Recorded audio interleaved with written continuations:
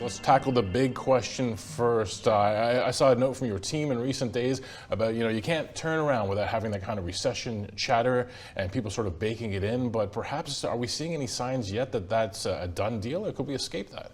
No, I think the challenge is that, especially in the case of the US right now, there's too much resilience in the economy.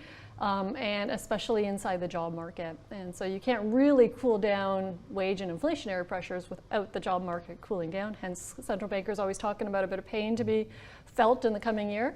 So that's going to be a challenge. And so recession calls are really forecasts. They are not based on current data or evidence in the data today. And by that token, you get a lot of distribution in terms of timing. Some people saying, oh, Q1, Q2, Q3, literally it's spread across every quarter depending on the forecaster. Where you don't get a lot of differences is in the depth. Many still view it as something that should be mild as a recession is. It's not for those who lose their jobs, but they're not perceiving it to be deep. So something like a 2001 experience. If we just get, a skimming of the surface, we slow down the economy enough to bring down inflation, will that be enough to bring down inflation? I think the reason why people keep saying, oh, there's definitely a bit of recession is because you're not going to get inflation back down around that 2% target over time unless you inflict that kind of pain. Yeah, and then that comes to the question of what is driving inflation. And even there's not a strong consensus. Some people still view that the supply side factors related to the war and the legacy of the pandemic is still out there.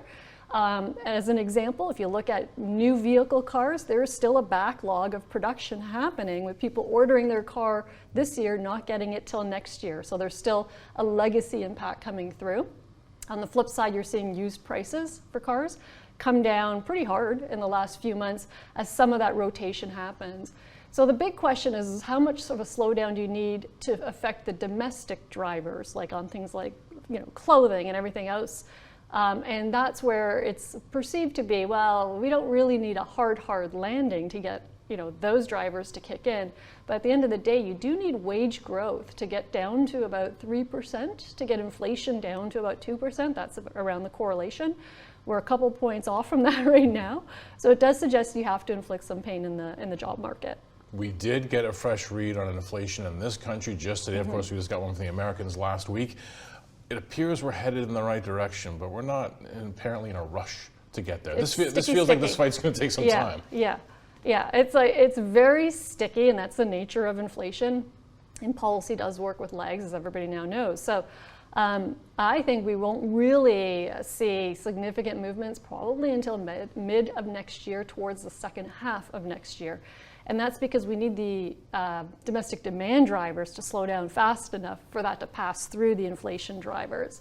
And I also think, the battle is really not with inflation getting into the 3 to 4% range. It's probably going to be to get in the 2 to 3% range. That's going to be the hard-fought territory, and that's where, it depends how much of a soft landing you have to get that outcome.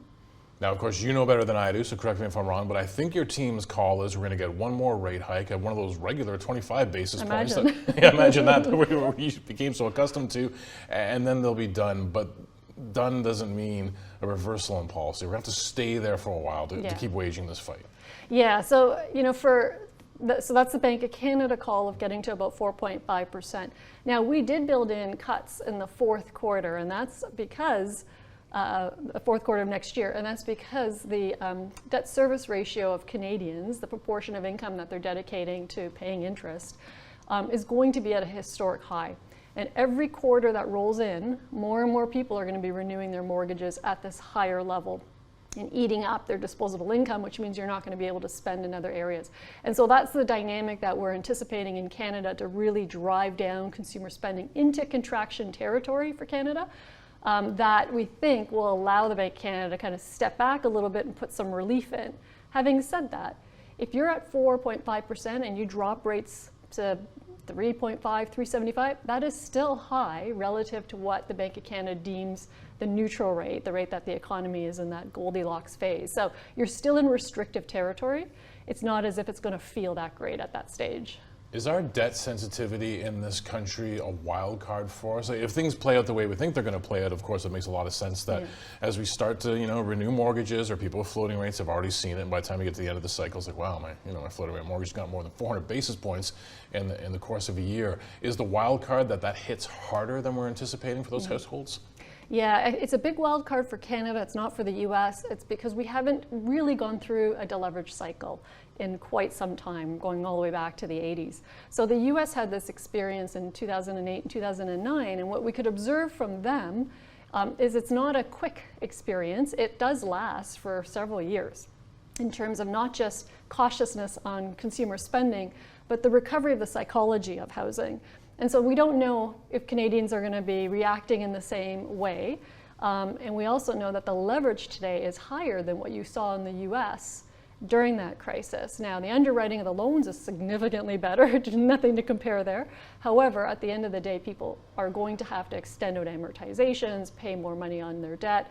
That's going to take away from the consumer cycle, and we don't really have a good historical gauge of what that's going to look like. We mentioned pain a bit earlier. I want to get a bit more into that topic because it sort of fascinates me in the sense that central bankers have said, look what we're doing, trying to tame inflation, it's all necessary, there's going to be some pain, going to be some pain. Some people are already starting to feel it, but once the full onslaught of that pain hits, what does that look like for the Canadian household? What does it look like for the Canadian economy?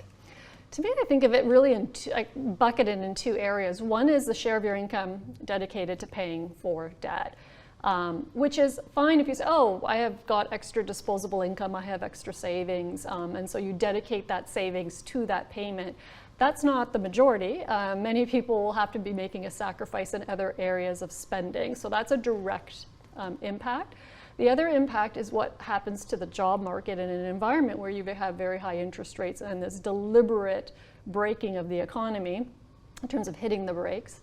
And so we anticipate in our forecast about 100,000 job losses. However, it could be more because we're not quite certain about these dynamics on the debt service ratio and how households absorb it. And the one factor that Canada has in terms of elevator risks is that we had a lot of job hiring coming out of the pandemic, more so than what you saw in the US, which might say, oh great, there's higher incomes across the country. But at the same time, it may mean that firms do more on scaling back workers because it's not as lean. The labor market's not as lean as what you're looking at in the US, where employers may be more incented to hoard and to hold on to labor. We've seen more movement on that side in Canada. So it's a bit of a risk in an odd way.